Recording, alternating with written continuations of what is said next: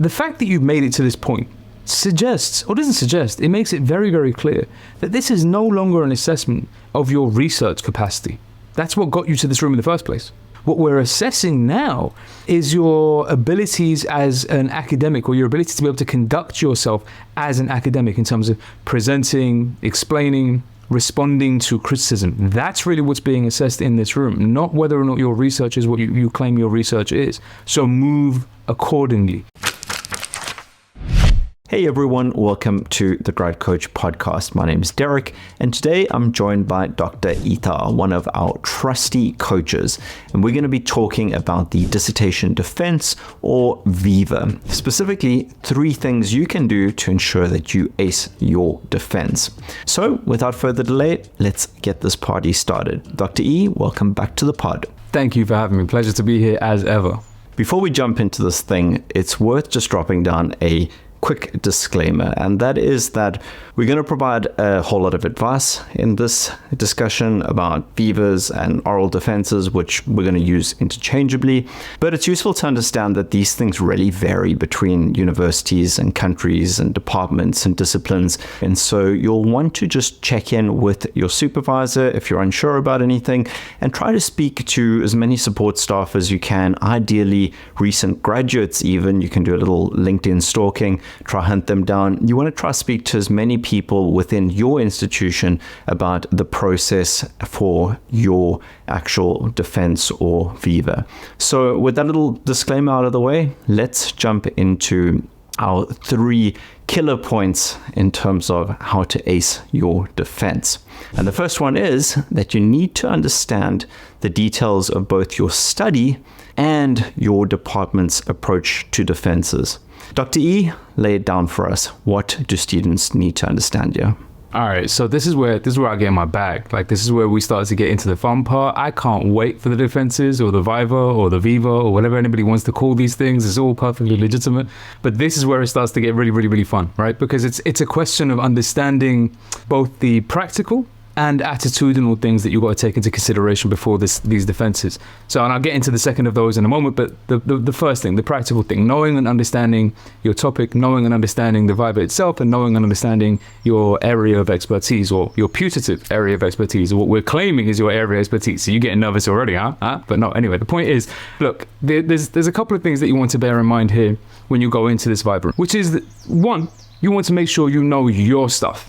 And by your stuff, what this means is knowing your own theories back to front, knowing your own claims back to front, knowing your own literature that you cited in your literature review back to front, knowing the terminologies and the definitions and the functions of those in your methodology back to front, knowing your theoretical framework back to front, like understanding these things all the way through, and making sure that you understand these things contemporarily, which is to say that presumably when you started writing this PhD, however long ago this was, research that you cited back then is not necessarily going to be the research that's being published today. And assuming it's taken you a couple of years to do this, which, I hope it hasn't been too long, but still, nevertheless, well done on making it this far. The point is that those things would have changed over the course of time, and it's worth you just updating yourself on that information and making sure you understand everything there is to understand about those theories, about the literature, about the research that's being published, about the definitions of the methodological parameters, about the definitions of your theoretical framework. All of these things, whether they have or haven't changed, are worth you going back over again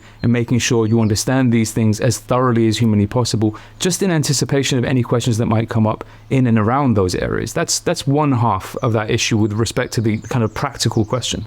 But the other half of that practical question is also, as far as I'm concerned, almost equally as important, is understanding the room that you're going to be in and the parameters around that space, whether this is being done online or in person, kind of irrelevant. Which is to say that it's critically important you understand, well, how long the defense or the Viva is going to take, or how long it's scheduled to last. And in some instances, this thing can last 45 minutes. In some instances, it can last up to 3 or 4 hours. Mine, in particular, lasted 3.5 hours. You're going to hear more stories about that as we make our way through the podcast today. But still, we'll get to that in a second. The point is that these things can vary in terms of their duration. They can also vary in terms of the number of people that are permitted to be in the room. So whether or not there's going to be an audience in the room, or whether it's just the examiners, whether your supervisors are permitted, or your committee members, or your chair that person or any of those individuals are also going to be in that room, the nature of the questions, whether there's a presentation beforehand or they jump straight into a Q&A, how long that presentation is intended to be for, all of those parameters, all of those details are really, really, really important to know ahead of time, just so that you don't walk into that room or you turn on that camera and you have that meeting and suddenly you're surprised by what's actually going on and everything that you planned for beforehand goes out the window because you're panicking about these new things that you didn't expect to be the case. So knowing your stuff, both in terms of understanding your own work and what that means in the field, as well as understanding what's going to happen in the room that you're going to be in, also understanding the examiners themselves. In fact, I'll just make this little side note, it's worth paying attention to. So before I did my Viva, my PhD defense, it was the same thing. I found out exactly who my examiners were going to be beforehand, which in some cases, not in every case, you can always do with your supervisor or with the staff at the university, and then read everything I possibly could about those individuals too, just because it gave me that extra bit of confidence that I could understand the perspective from which they were going to criticize my work. And that adds to my body of knowledge and my comfort and my confidence in going in that room. So I'm not going to be surprised by whatever this person says or whatever that person says, because I can always tell that this was going to come from this individual because I know what you wrote in 1974 or 1983 or 2012 or whatever else because I read it all. All of that stuff is helpful to know before you go into the Viva, just to give yourself the kind of confidence, the kind of calm that you need in order for you to conduct yourself appropriately. I think this really speaks to the disclaimer around trying to engage with the people that are going to be closest to this whole process to get insight. You know, it's unfortunate that when it comes to defenses, when it comes to Vivas, this isn't necessarily something that there's a whole lot of published information about per university or per institution. And so it really comes down to doing a little bit of digging. Your university might give you a document about what to expect. They might be that nice, but in all likelihood, that's only going to paint half the picture. And realistically, what you ideally want to do is, as you say, Dr. E, a little bit of online stalking. You want to go find out who's going to be there, what's their background, what are they all about, you know, what angle are they going to look at this through. And as I mentioned earlier as well, try and find recent graduates that have gone through that process. They are really, really a gold mine. And quite often they're really keen to spill the beans as well, because it was obviously a really intense period for them and a meaningful achievement for them as well. So try to surround yourself with those people and understand what you're walking into, because that's just going to cool you down, hopefully cool you down in terms of how you feel when you get there. Less things are likely to sort of catch you off guard and surprise you. But to the earlier point, the first pillar that you mentioned, Dr. E, all of this presupposes that you really, really, really know your stuff. And as you said, you want to make sure that you've thought about everything critically from the high level, like why is my research important? Why is this unique? How is this valuable? Through to the really, really tactical and technical stuff. What is my sampling? How did I choose this methodology? What are the limitations of that? And we'll get into that in the next point. But you want to make sure that you've got that really, really thorough understanding from the high level to the base level, and then make sure, especially if you've been working on this for a couple of years, make sure that your literature understanding is up to date. We've certainly had more than one student that has been just about ready to defend, and then they find out like, oh, there's a whole new set of publications with regards to this thing that involves my topic, and then the pot is stirred and the ground shifts beneath them. And that's not necessarily the end of the world. In fact, it shouldn't be the end of the world, but it is important that you're aware of that stuff. So make sure that you stay up to date. No, 100%. I mean, I'm with you. It makes perfect sense. I will say, as a side note, I'm not sure I'm entirely comfortable with you kind of putting it on me that you should be stalking people on LinkedIn. I didn't say the word stalking. That was your language, bro. I'm not stalking nobody. I'm just doing research, okay? Like that's all that is. But no, I mean, I agree with you 1,000%. I think it's critically important that we do all of those things. But I think the most important thing is kind of what you said towards the end there, namely that, look, there's two sides to this. Yes, it's absolutely necessary that you do the foundational work of making sure you understand your field, you understand your work, you understand the literature, you understand the methodology, yada, yada, yada, yada. All of that is critical. And I say yada, yada, yada because by now, at this stage, I'm assuming, or I think it's fair to assume, that you ought to have that at the forefront of your mind. At the end of the day, you've completed a bunch of research that requires you to do much the same things. Be familiar with the field, familiar with your contribution, familiar with the literature, understand the methodology, so on and so forth, etc., etc.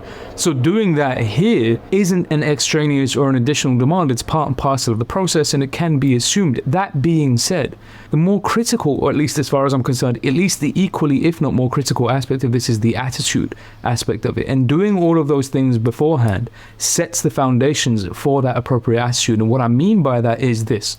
It's critical that we understand that if those things are done, if all of those steps have been taken and you are familiar with everything you're supposed to be familiar with and you had read all the literature, and even if you do find that there's a bunch of new literature out there that's been published in the time that it took you to prepare and revise for this Viva, there are things that you can do to set yourself on solid ground so that those sands don't shift beneath you. And it's perfectly fine for you to feel like they might be, but it's not that important. Sands can shift around statues too. They stay standing. It's not an issue. And what I mean by that is this.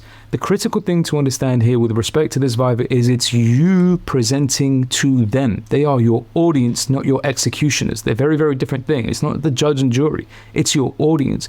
You, and if you've done this correctly, and especially if you've done the preparatory work beforehand that we're indicating now, you and you alone are the only person who knows your field as well as a person possibly could, because you wrote about it. This is your contribution to the field. These are your ideas. It was your research question, your research aim. It was your sources that you cited, your critical analysis that you engaged in. Yes, that's still very important. It was your methodology that you constructed around your project, your data you collected, and your data you analyzed. This is all you. So anybody and everybody in that room, although they're experts in the same field, the idea is that we're supposed to be peers. And what we're doing here is assessing my quality as a peer, not as somebody who's beneath or below them. And I'm not looking up to these experts as if they know more about what it is that I'm talking about than I do. So when you're in that room, you can stand on that with a degree of confidence and carry yourself appropriately. This is not you being judged and assessed by a bunch of people who know your subject better than you do.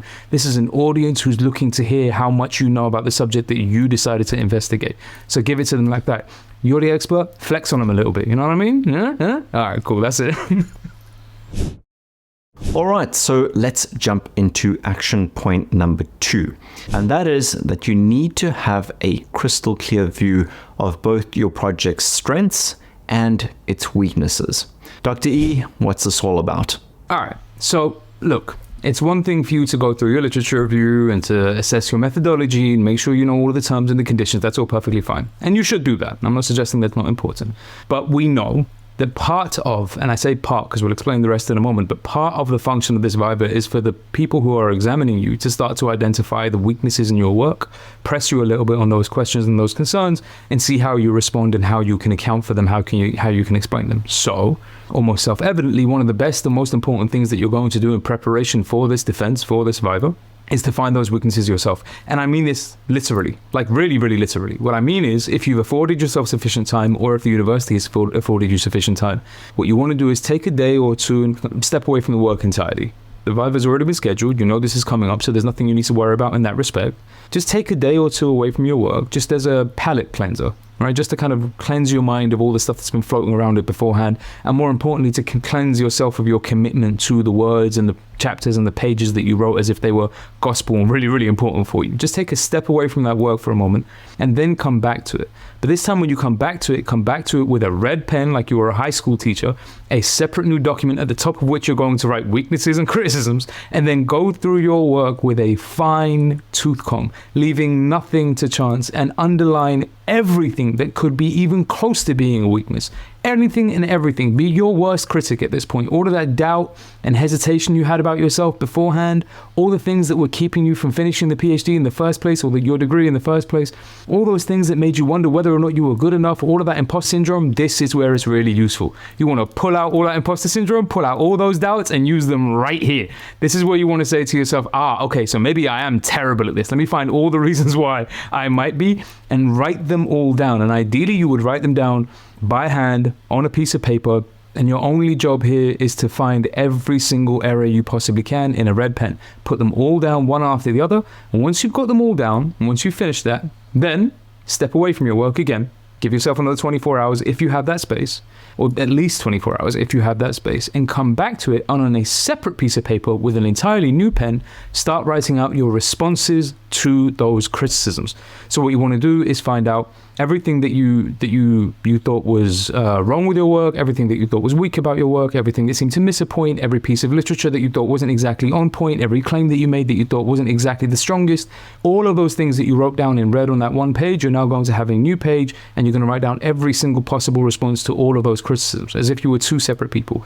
So you get to have that fun of playing the imposter in your head against the person who's telling you to kind of like believe in yourself, and the two you get to beat each other up. It's really fun. So you get to do this now. And you write this down across 2 documents, so that by the end of it, what you have are 3. You've got your thesis or your project or your dissertation or whatever it was, but you've got your main project. You've then got a book or a page, a couple of pages at least, full of criticisms, and then you've got another one full of responses. And these are going to act as though they were your notes. This is your guidance for the Viva itself or for the defense itself. You can use those to rehearse, to practice, to make sure you know what you're doing. But going through that information and making sure you've pulled out every single criticism is going to be critical in making sure that when those questions do come up from the examiners themselves, you've already anticipated it. So it doesn't hit you like it was a brand new thing, and you don't pull that face like you're a deer in headlights and somebody says to you something about your methodology and you're like, what was that? You don't want that. What we don't want is that. What we want is that cool, calm demeanor, because you've anticipated everything. And ideally, when they ask you the question that they think is excoriating and really, really critical and really, really central and really to the point, you get to pull that face like, isn't that cute? You think you're saying something meaningful. I thought of this 2 weeks ago. I came up with a plan like that. You want that attitude. So plan out the criticisms, plan out the responses. Wise words indeed. We so often see, and it's perfectly understandable, we so often see that students are fearful and avoidant of looking into the darkness. And that is to say, looking at their project and going, okay, what are the shortcomings? Because we all know, we all understand, like, yeah, this work ain't perfect. It's never going to be. But we tend to not want to look the darkness straight in the eye. But that's really, really important to do here, because you're either going to look at it in the comfort of your own home 2 weeks before your defense, or hopefully a bit more, or, as you say, Dr. E, it's going to be when one of the professors, one of the examiners hits you with that question. You don't want to be hit with a question that you haven't thought of before, or hit with, some weakness of your study that you haven't already considered. And so you've got to just go through that work of looking at everything with this red pen. And it's useful when doing this, it's useful to just understand and to have the perspective that there's no such thing as a study without weaknesses.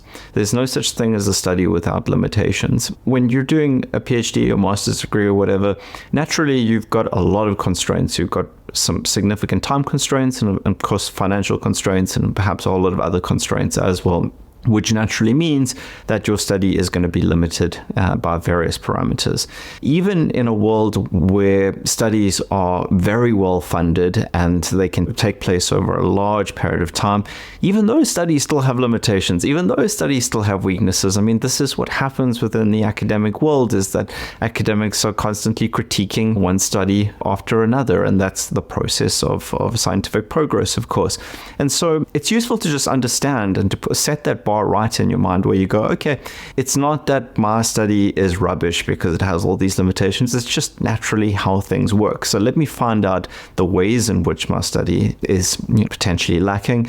Let me consider those things. Let me be ready for that accusation or that question rather, and be ready in a sense that you're not just psychologically ready and ready to say like, yeah, that is a weakness, but that you're able to justify that in some way, that you can say, yes, recognize that this is a weakness, but it was an acceptable trade-off considering that these were the constraints, and this creates an opportunity for future research for other studies to pick up on. So you want to just be ready, both from an emotional perspective and also from a justification perspective. It's just about explaining your thinking in terms of how you decided to make trade-offs in terms of the choices within your research. And so don't be afraid to look the darkness in the eye. Don't be afraid to go through it with a red pen. And at the same time, we've focused a lot of this discussion on the weaknesses, but at the same time, recognize the strengths of your study. And oftentimes a weakness in one area is what contributes towards the strength of a study in another area. And so it's useful for you to understand those relationships and say, yes, this was a weakness in this respect, but one of the consequences of it was that it allowed us to look at this thing from this perspective. And so you can redirect those weaknesses into strengths as well. I'm with you, man. I'm with you. It sounds like someone's been reading their Nietzsche. The whole staring into their darkness, having the darkness stare back at you eventually. Like if it don't kill you, it makes you stronger. one guy, I see what you're doing. You're picking up a couple tips. Like, I like this. Like, you picking up a little niche. You're stepping on my toes a little, but that's okay. We're passing on the knowledge, man. I like this. This is good. No, but I agree with you. And you kind of anticipated the form and format of those responses that I think is really, really critical to understand. So in the middle of all of this, we're talking about these things kind of in abstract, and you should do this, and ideally you would do that, and you would respond this way, and you would respond that way, and do this in preparation, yada, yada, yada. That's all great and, wonderful and good until you're actually in the room and panicking. And then what do you actually say? So somebody asks you a genuinely crucial question or a genuinely meaningful cerebral question, and then how do I actually respond to those words? And we can get a little bit more technical with this, which is to say, it's kind of what you just said a moment ago. It's what I always refer to as the yes, but format.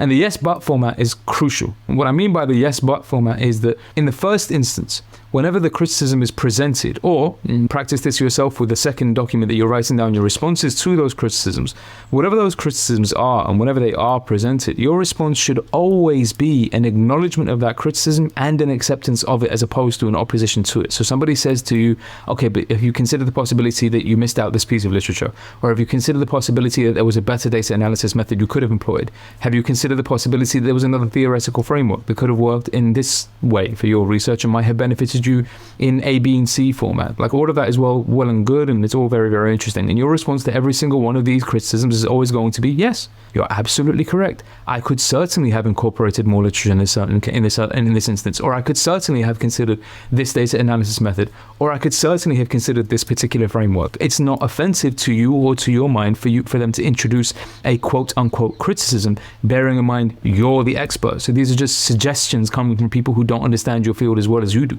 So it should never be the case that they're saying something that throws you off your feet, or at least you don't want to make it look that way. So when they raise the criticism, your response is, yes, that's true. But, and the but here is, you're going to explain how this doesn't necessarily undermine the contribution of your research, or it doesn't necessarily undermine the validity of your findings, or it doesn't necessarily undermine the value of the work that's being produced, because at the end of the day, these are the things that are being assessed in this Viva or in this defense. The value, validity, and contribution of your work, or the impact of it over and above everything else. It's not a matter of trying to determine whether or not you know the answers to every single question on earth, or if you've read every single piece of literature that could have been read, or if you've gone through every single piece of methodological parameters or tools that you possibly could have. That's not what this is about. In fact, let me just say this, and then I promise we can move on to the next issue. But let me just say this. The fact that you've made it to this point, remember this, suggests, or doesn't suggest, it makes it very, very clear that this is no longer an assessment of your research capacity. That's what got you to this room in the first place. Like, your research, your writing, your what you did in terms of your thesis or your dissertation or your project, that's what got you into the defense or to the Viva in the first place. That's not what's being assessed here. We assessed that and we said, fair enough, on the basis of that, you're allowed into this room. What we're assessing now is your abilities as an academic, or your ability to be able to conduct yourself as an academic in terms of presenting, explaining, responding to criticism. That's really what's being assessed in this room, not whether or not your research is what you claim your research is. What we're going to do is, having all read it and having all agreed that this is good enough to get you in this room now I want to poke you and prod you and see how you respond to certain criticisms or how you respond to certain questions. So move accordingly. And by moving accordingly, nothing about any of these criticisms that they raise should be something that knocks you off your feet or makes you feel uncomfortable. And even if it is, swallow it. You put on the face of confidence. You don't fake it until you make it, because ain't no faking here. You are actually the expert in the room. You really just stand there on your expertise and say, yo, yeah, absolutely correct. That critique, interesting. It introduces some possibilities. Nevertheless, doesn't take anything away from the validity, the contribution, the impact, and the meaning of the findings of the work that I've done. And that's what we want to stand on. It's the yes, but format in every single case. All right, so let's jump into our third and final action point, and that is that you need to invest in your presentation, both visual and oral. Dr. E, what's this all about? What do students need to get right here? A lot. And to make this real simple, a bunch. And what I mean by that is this. Look, people way too often, and when I mean way too often, it's almost in every single case. It isn't, thankfully, in every single case. I don't know if it's thankfully for y'all as much as it is thankfully for me. Otherwise, I'd be bored out of my mind. But thankfully, it isn't the same in every single case, just in a bunch of them. And a lot of you are slacking when it comes to these presentations. Let me explain what I mean by that. I know you did a bunch of work to get yourself to this position in the first place. It ain't over. You're on the final straight. That still requires running. You still got to move a little bit. And what I mean by that is this. Look, The presentation. Assuming you figured out the parameters of the presentation beforehand, which is to say you've asked and discovered how long the presentation is supposed to be, if there is even going to be a presentation, if that presentation involves slides or if it doesn't. If it does involve slides, are those slides templated by the university and you have to use the templates, or are they not? Like, there's going to be a bunch of requirements in terms of what this presentation can be like and what it needs to be like for the purposes of the Viva or the defense. So of course, as we said at the outset, you want to find out everything you possibly can about what that presentation is supposed to look like. That being said, when it comes to the presentation itself, it is critical. I can't stress this enough, that your presentation, that is to say, the slides that you present versus the speech that you deliver, are not the same thing. Make that real clear to you. And what you do not want to do is repeat the same thing over and over again. So what you don't want to do is be stood there like you were in a high school yearbook review, or like book review, forgive me, and all you're doing is reading out what it says on the slides. You don't want to do that. That's number one. What you don't want to do is have a slide that's just a bunch of text on it too. You don't want to do that, because it's not like anybody in your audience or not any of your examiners is going to be sat there reading that slide. That's number two. Plus, everybody in this room has already read your thesis. You're going to make them read it 3 times over. So now I've got to read your thesis to get into the room. Then I've got to read your thesis again on bad slides. And then I've got to hear you reading the slides out. So I read your thesis 3 times by the time we're done here. And then don't be surprised when they get to questions and answers. They're a little bit stressed out, bored, peed off, and want to start gunning at you. I mean, I would too. Look, I'm getting stressed out right now just at the thought of it. So what I'm saying is this.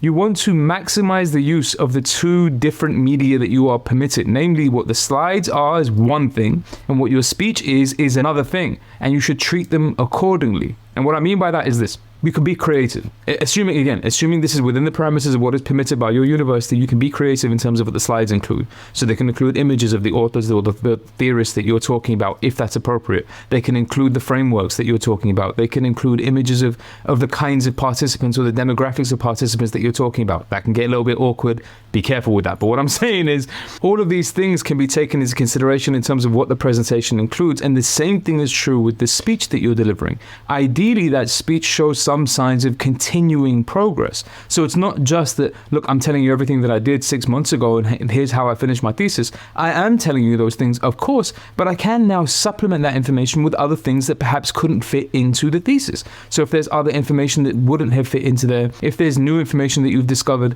if there's a new theorist or a new publication that you think is relevant to the issue, you can mention these things, even if it's only in passing in the course of your presentation in your speech. Remembering, of course, that your speech is what takes center stage, not the presentation itself. You are what we're here to assess, not your ability to use PowerPoint. Nobody cares.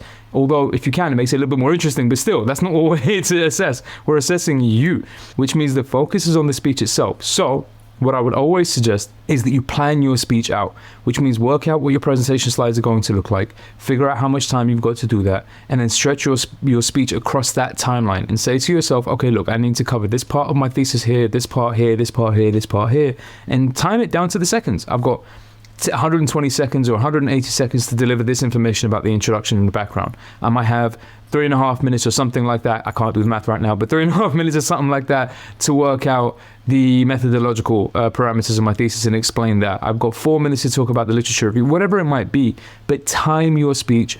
Break it down across your presentation so it looks fluid, it looks professional. So as you're clicking through your presentation slides, what they're seeing is supplementary and supportive of what they're hearing. And ideally, what they're seeing and what they're hearing together are not just the same things they read in the thesis, so you're not boring everybody out of their minds. That what you're doing is delivering a confident, well-rounded, well-considered, and well-rehearsed presentation. See? Sounds fire, doesn't it? Yeah, now get to work. I think from a visual perspective, in terms of what goes into your slide deck, this is going to sound horribly cliche, but it's really useful to adopt a less is more stance on this stuff. So often we see students trying to just jam their whole damn dissertation or their whole damn thesis into a slide deck that they're going to have to run over in 10 minutes or 15 minutes, whatever the case may be. That is not going to work. You're going to, 1, land up with a horrible looking slide deck, and 2, you're going to just end up echoing the same thing. So your slide deck's going to be copying exactly what you're talking, or God forbid, you're going to end up just reading your slide deck, which is really a form of torture that you shouldn't put your examiners through if you want them to provide you with a favorable outcome. So less is really more. You don't need to throw every damn chart and graph that you generated for your analysis. You don't need to throw that in there. Decide what are the key points that you want to make, and then use a specific chart to illustrate that or to support that. You don't need to, and you certainly shouldn't throw in massive walls of text. There's nothing more off-putting than a slide that is just full of text. It's just absolutely disgusting.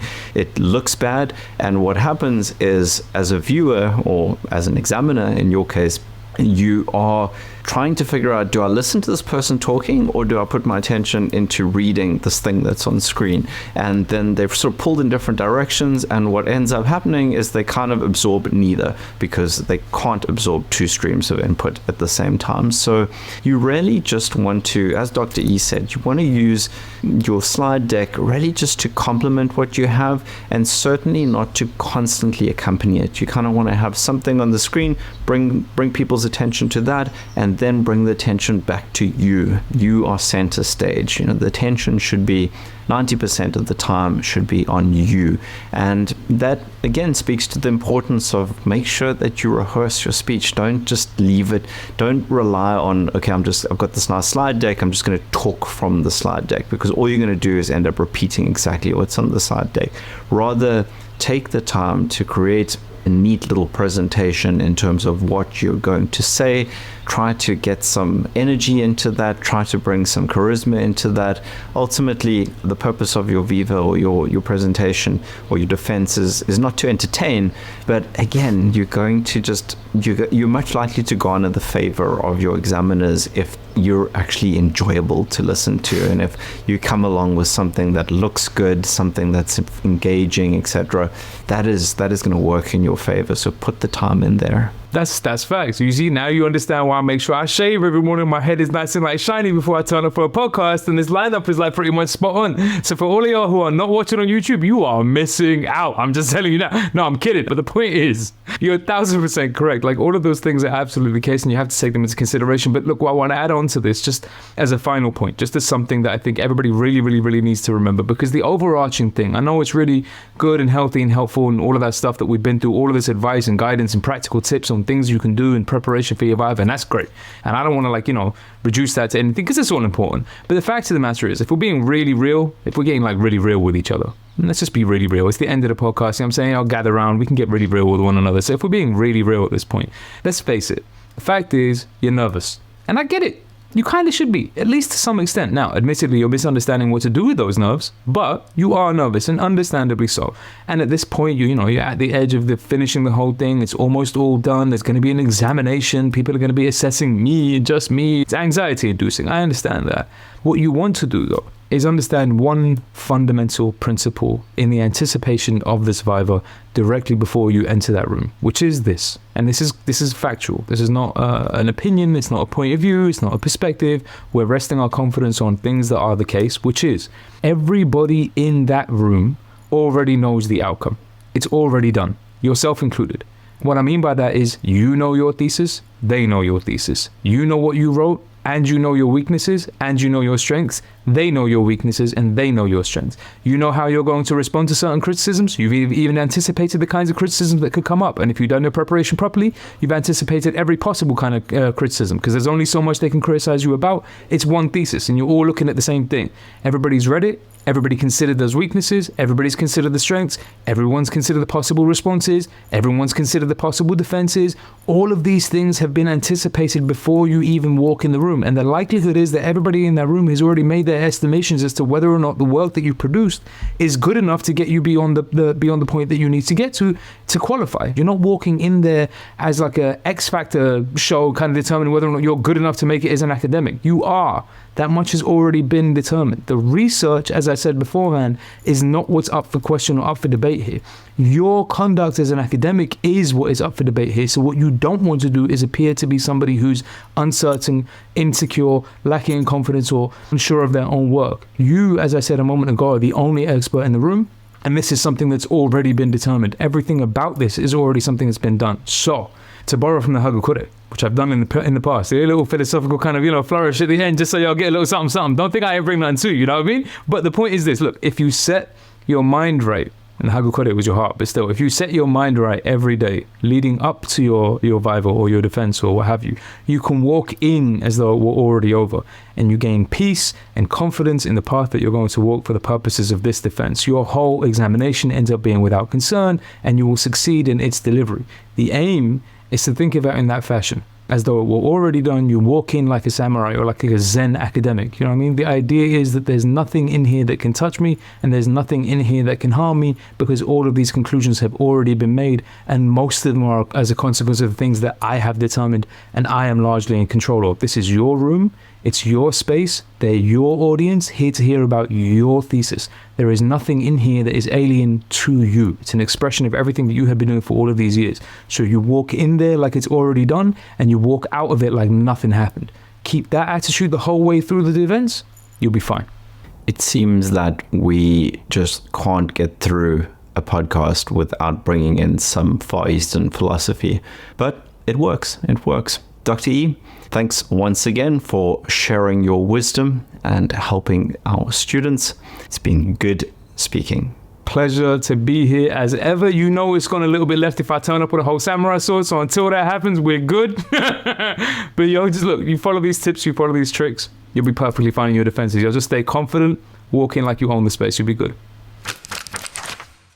All right, so that wraps up this episode of the Grad Coach Podcast. If you'd like one-on-one support preparing for your dissertation, defense, or Viva, be sure to check out our private coaching service. You can find the link to that in the description. And you'll definitely want to check out this video next. I'll see you there.